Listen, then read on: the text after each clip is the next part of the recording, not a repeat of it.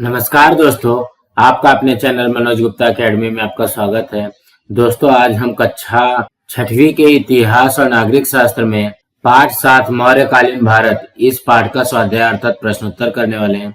दोस्तों, अभी तक आप लोगों ने इस चैनल को सब्सक्राइब नहीं किया तो प्लीज सब्सक्राइब और चैनल लाइक कीजिए और अपने फ्रेंड्स के साथ शेयर कीजिए। आप लोगों के मैथ्स के वीडियो बना करके इस चैनल के प्लेलिस्ट में अपलोड किया गया है, आप लोग वहां से जाकर के देख सकते हैं। ये है पाठ 7 मौर्यकालीन भारत, उसका स्वाध्याय करते हैं। पहले प्रश्न में क्या दिया गया है, निम्न प्रश्नों के उत्तर एक एक वाक्य में लिखो। उसमें से पहला प्रश्न है, सत्रपों में परस्पर युद्ध क्यों प्रारंभ हुए? इसके उत्तर में आएगा, सिकंदर की मृत्यु हो जाने के कारण उसके द्वारा नियुक्त सत्रपों में सत्ता के लिए परस्पर युद्ध प्रारंभ हुए। अब अगला करते हैं। दूसरे में क्या पूछा है, अशोक ने बौद्ध धर्म के प्रसार हेतु किसे श्रीलंका भेजा? इसके उत्तर में आएगा, अशोक ने बौद्ध धर्म के प्रसार हेतु अपने बेटे महेंद्र और बेटी संघमित्रा को श्रीलंका भेजा।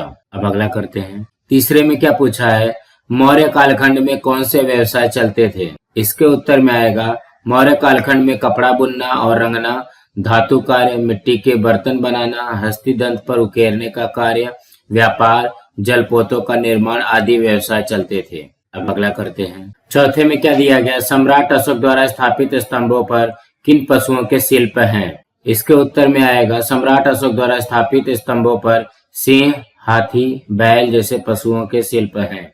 अब अगला प्रश्न करते हैं। दूसरे प्रश्न में क्या दिया गया, बताओ तो सत्रप बताना है। इसके उत्तर में आएगा, अपनी मातृभूमि पर वापस लौटते समय सम्राट सिकंदर ने भारत के जीते हुए प्रदेशों के प्रबंधन के लिए जिन अधिकारियों की नियुक्ति की थी उन्हें सत्रप कहा जाता था।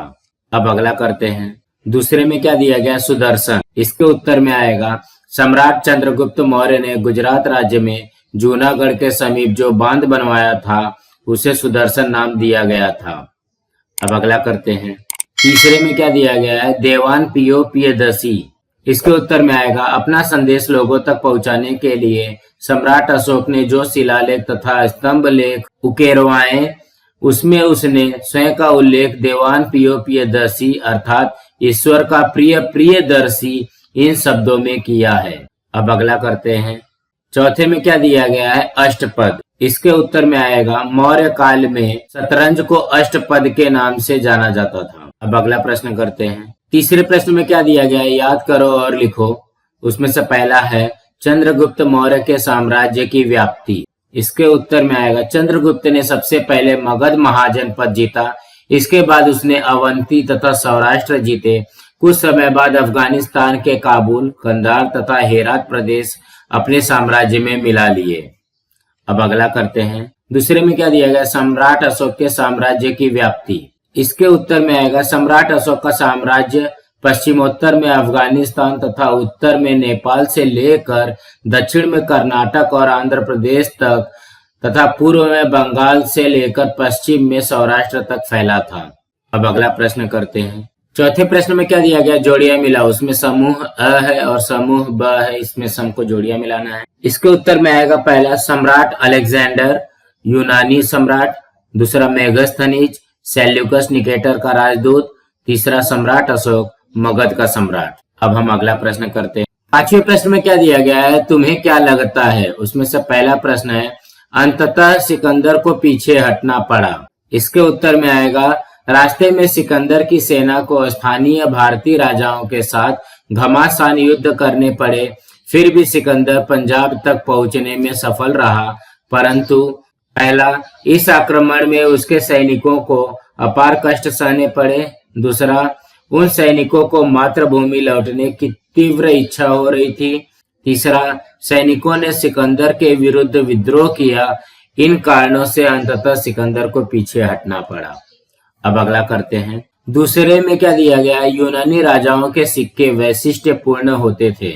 इसके उत्तर में आएगा, यूनानी राजाओं के सिक्के वैशिष्ट्यपूर्ण होते थे क्योंकि इसका पहला कारण है, सिक्के पर एक और सिक्का ढालने वाले राजा का चित्र और उसका नाम अंकित होता था, दूसरा, सिक्के के दूसरी ओर किसी यूनानी देवता का चित्र होता था, तीसरा, ये सिक्के चांदी अथवा अन्य धातुओं के होते थे। ऐसे वैशिष्ट्यपूर्ण सिक्के देखकर भारतीय राजाओं ने भी ऐसे ही सिक्के ढालना प्रारंभ किए। अब अगला करते हैं। तीसरे में क्या दिया गया है, सम्राट अशोक ने कभी भी युद्ध न करने का निश्चय किया। इसके उत्तर में आएगा पहला, मगध का सम्राट पद प्राप्त करने के बाद अशोक ने ओडिशा के कलिंग राज्य पर आक्रमण किया। दूसरा, कलिंग के युद्ध में बहुत रक्तपात हुआ। तीसरा, यह विनाश देखकर अशोक को बहुत दुख हुआ, उसका हृदय परिवर्तन हुआ, उसने इसके आगे कभी भी युद्ध न करने का निश्चय किया। अब अगला प्रश्न करते हैं। छठवें प्रश्न में क्या दिया गया, अपने शब्दों में वर्णन करो। पहला, सम्राट अशोक के लोक कल्याणकारी कार्य। इसके उत्तर में आएगा, सम्राट अशोक ने प्रजा की सुख सुविधा के लिए ये कार्य किए। पहला, जनता और पशुओं को निःशुल्क औषधि उपलब्ध कराने की सुविधा की। दूसरा, अनेक सड़कों का निर्माण करवाया। तीसरा, यात्रा की सुविधा के लिए सड़कों के दोनों ओर पेड़ लगवाए।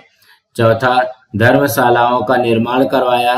पांचवा, पीने के पानी के लिए कुएं खुदवाए। और छठवा, प्राणियों का शिकार करने और जंगल में आग लगाने पर प्रतिबंध लगाया।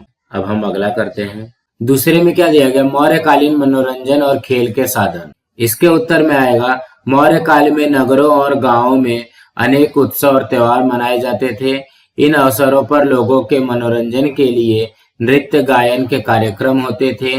दंगल, रथों की दौड़, चौसर, शतरंज आदि खेल बड़ी रुचि से खेले जाते थे। अब हम अगला प्रश्न करते हैं। सातवें में क्या दिया गया, आज युआंग स्वांग जैसे विदेशी यात्री यदि तुमसे मिलेंगे तो तुम क्या करोगे। इसका उत्तर आप लोग अपने हिसाब से भी लिख सकते हो। इसके उत्तर में आएगा, यदि आज युआंग स्वांग जैसे विदेशी यात्री मुझसे मिलेंगे तो मैं उनसे कई बातों की जानकारी प्राप्त करूंगा। उससे पूछूंगा कि वह किस देश से और किस उद्देश्य से भारत आया है, उसने यात्रा कैसे की और यात्रा में किन परेशानियों का सामना करना पड़ा है, यह भी पूछूंगा। यात्रा में क्या क्या अनुभव हुआ उसे बताने के लिए कहूंगा। उसे आवश्यक बातों की जानकारी दूंगा और अपेक्षित सहायता करने का प्रयास करूंगा। उसके देश का इतिहास, दर्शनीय स्थल, वहां के लोगों के त्योहार, धर्म आदि के विषय में उससे जानकारी प्राप्त करूंगा। उसके देश में जाने की इच्छा व्यक्त करूंगा। वहां कैसे जाना होगा यह भी पूछूंगा। दोस्तों, आज हमारा यहाँ पे पार्ट 7 का स्वाध्याय कंप्लीट हुआ। दोस्तों, आप लोगों को ये वीडियो कैसा लगा आप लोग कमेंट बॉक्स पे जरूर लिख करके बताइए। आप लोगों को ये वीडियो पसंद आई होगी तो आप लोग इस वीडियो को लाइक कीजिए, अपने फ्रेंड्स के साथ शेयर कीजिए ताकि उनको भी प्रश्नोत्तर मिल सके, और इस चैनल को सब्सक्राइब कीजिए। नमस्कार दोस्तों।